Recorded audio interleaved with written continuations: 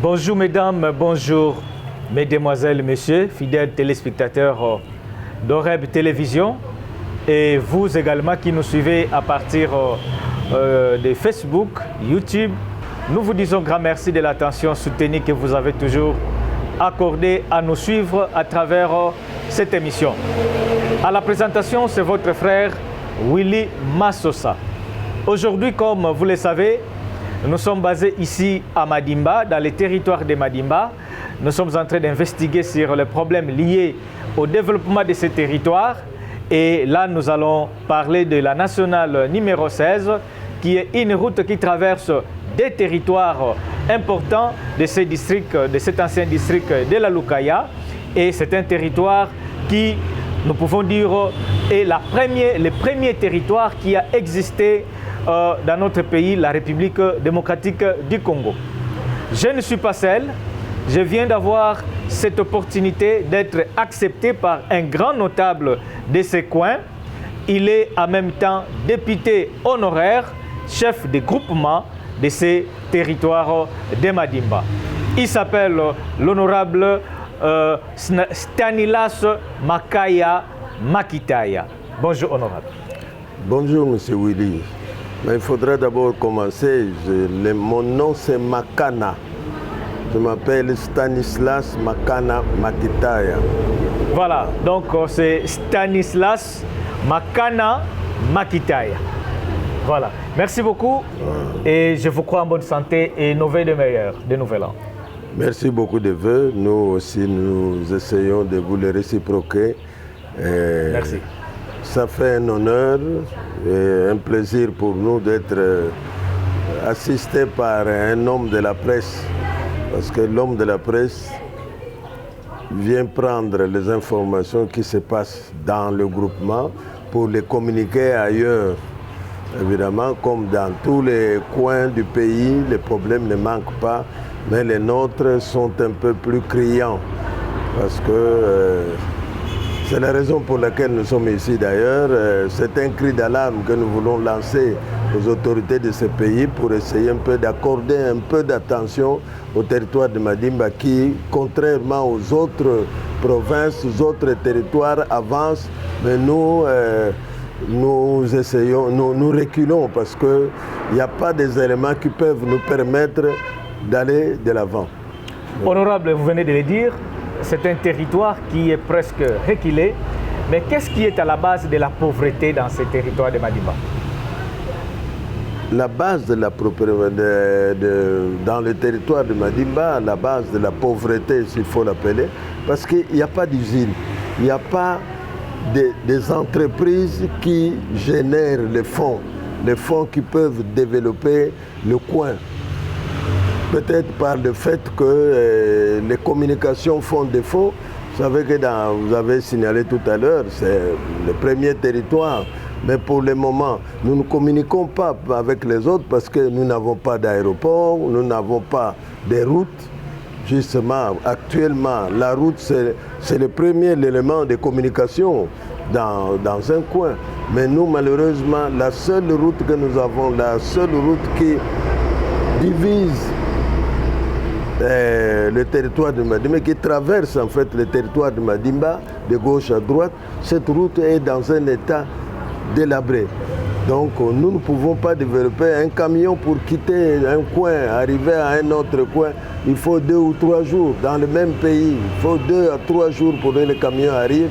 Et arrive d'abord, il faut dire gloire à Dieu parce que le risque que le camion court en cours de route, ce n'est pas à citer. Il y a beaucoup de risques. Donc vraiment, le grand problème qui se pose chez nous, c'est le problème de la route. Parce que la route, la nationale, la route communique avec l'intérieur de la province et communique aussi avec l'extérieur du pays. Cette route-là va jusqu'en Angola, la route va jusqu'à l'autre province, au Congo, et la même route communique avec la province. Donc vous voyez que dans tous ces coins-là, nous sommes bloqués.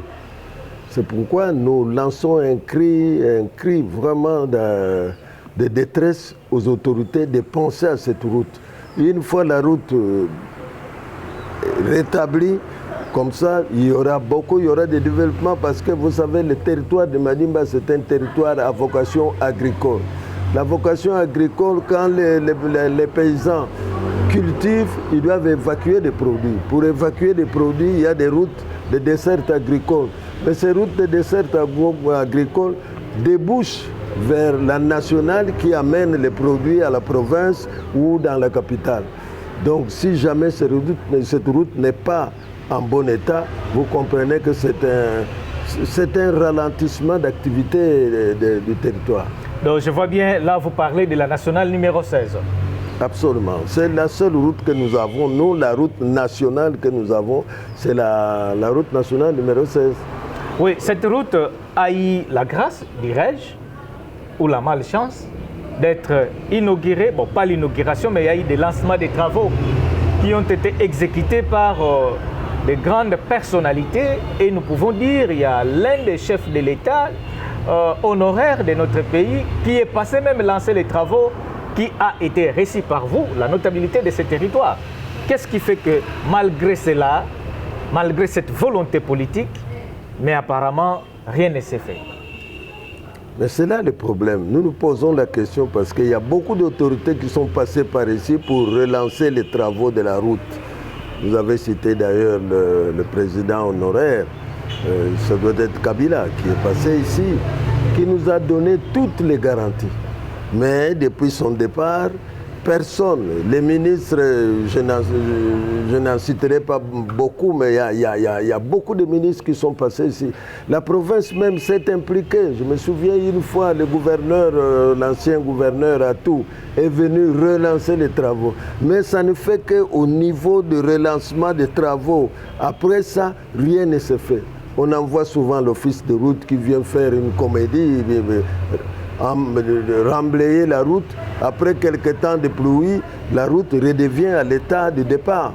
Donc il faut des travaux sérieux pour faire cette route. Et si éventuellement on pouvait l'asphalter ou bien bétonner la route, ça sera un grand pas que la province va annoncer à la population. Honorable, vous êtes le député honoraire de cette entité, de Madimba bien sûr. Vous êtes aussi le chef de groupement de Kisantu, là où les travaux ont toujours été lancés. Mais malgré tout cela, est-ce qu'il y a un problème de suivi de votre côté ou il y a un problème aussi lié à la culture des coins par rapport aux ancêtres qui ne veulent pas que cette route soit décantée? Non, il n'y a pas un problème de culture. Moi, je dirais qu'il y a un problème de suivi. Même s'il y a un problème de suivi, il y a un problème de volonté politique. Mais vous avez été député provincial. Est-ce que vous vous êtes réunis les caucus des députés de Madimba pour que vous puissiez quand même faire le suivi de cela à votre époque? Ou qu'est-ce que vous pouvez dire à ceux qui sont en exercice actuellement? Mais on en a presque toutes les sessions, toutes les années à l'Assemblée provinciale pour les gens de Madimba, les députés de Madimba. Le problème principal qu'ils posent, c'est le problème de la route. Parce que cette route, il faut dire, il n'y a pas que nous, il y a nos amis de Kimvula aussi. Pour arriver à Kimvula, il faut emprunter cette route.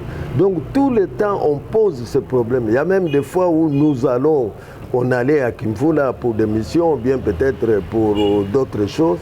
Mais c'est cette route que nous empruntons. Parce que cette route-là, pour aller à Kimvula, il y a une bonne partie de cette route. C'est une bonne partie qui conduit à Kimvula. Donc nous avons posé le problème. Mais nous, on se pose la question parce que dans tous les budgets annuels qu'on élabore, que ce soit au niveau de la province, que ce soit au niveau du gouvernement central, on pose ce problème de cette route. Mais nous nous demandons pourquoi, si on alloue des fonds, pourquoi ces fonds ne vont pas à destination pour faire le travail en l'honneur duquel l'argent était sorti. Mais oui, nous ne comprenons pas ce qui se passe. Le suivi chez nous, comme vous avez dit, mais il y a plusieurs fois on en parle, toutes les autorités qui passent à Madimba, le seul point dont on parle dans des réunions, c'est la route. Parce que la route, c'est la survie de tout le monde. La population maintenant meurt de faim. Si Madimba on meurt de faim, c'est parce qu'il y a ce problème de cette route. Parce qu'à partir de cette route, vous pouvez trouver les routes de dessert agricole. Mais même les paysans sont fatigués maintenant, ne cultivent plus parce que quand ils cultivent, les produits périssent. Il n'y a pas moyen d'évacuer. Il n'y a pas moyen d'évacuer ces produits. Dès qu'on les amène, on arrive le long de la nationale, les véhicules d'abord ne prennent pas et les produits pourrissent. Donc il faut absolument que les autorités, et nous avons maintenant un Premier ministre qui est du coin, qui est aidé, qui est assisté par quelqu'un, un enfant du coin aussi. Nous espérons que cette fois-ci, en tout cas, ils feront quelque chose pour que la situation soit décantée. Vous avez fait allusion au problème coutumier. Non, au contraire, nous disons que les ancêtres sont fâchés parce que la population meurt de faim. La population souffre. Vous savez que jusque maintenant, quand quelqu'un meurt du côté de Ngiringa, on l'amène à la morgue par moto. Par moto, il y a quelqu'un de la moto, et puis il est appuyé par un cadavre. Vous comprenez, même à 80, à 50 km d'ici. Alors que si cette route, on l'a réflexionné avec l'avènement progressif évidemment du courant, de la SNEL, mais le coin sera développé automatiquement parce que nous nous posons la question, on amène du courant. Le courant maintenant il est arrivé à Mangeba, il progresse, il va à l'Info. Mais ce courant ne sert plus à rien parce qu'il n'y a pas une communication entre les commerçants et Kisantu. Parce que les commerçants doivent venir acheter des vivres ici pour amener à l'Info ou à Ngeba. Mais si la route n'est pas bonne, les poissons pourrissent même avant qu'ils arrivent à destination. Donc vous voyez que c'est vraiment un problème. Mesdames et messieurs, comme vous les suivez, nous sommes avec l'honorable Stanislas Makana Makitaya. Nous sommes ici dans son fief, dans son territoire, où il est le chef de groupement de Kisantu. C'est le groupement qui nous reçoit ici, à Kisantu. Il vient de parler de l'espoir que le peuple congolais et du Congo central peuvent avoir par rapport à la présence de la première ministre, notre Ndona Judith Suminwa Tuluka, qui est du Congo central, mais qui est aussi assisté par ces vaillants jeunes, le Dirkab Michael Lukoki Ntimba, qui est de Madimba ici. En est la population à l'espoir que cette fois-ci, cette route pourra trouver gain de cause. Nous avions suivi, honorable, que le chef de l'État l'avait même dit lors de son allocution sur l'état de la nation, qu'il s'est impliqué pour l'électrification de Ngeba, l'Info, et aussi la réhabilitation de la nationale numéro 16. Cette allocution vient d'être aussi affirmée par l'Idirkab, Michael Lukoki Ntimba, qui a martelé de l'intégration dans le budget de l'État, exercice 2024-2028, de la réhabilitation de cette route. Que pensez-vous dire à cela? Oui, mais c'est l'espoir que nous avons. C'est comme un chrétien catholique, enfin un chrétien qui croit à l'avènement de Jésus. Donc pour nous de Madimba, la route là, c'est comme l'avènement de Jésus. Donc il faut qu'on la précipite parce que finalement tout le monde va passer dans l'eau au-delà sans qu'on ait vu cette route. Cette route qui va apporter le bonheur. Dans le temps, le territoire de Madimba était prospère avec la coopérative de Kisantu. C'était prospère. Vous savez même, il y a les chikwang qu'on consommait à Kinshasa dans le temps. Ça venait de Madimba. Mais pour le moment, on ne peut plus parler de ça parce que ce qui pose problème, c'est la route. Donc nous demandons, nous supplions tout le monde, toute autorité qui a même une parcelle de pouvoir, de penser à cette route parce qu'il va de la vie d'une population, de toute une population d'un territoire. Donc pour nous, la priorité des priorités, c'est cette route-là.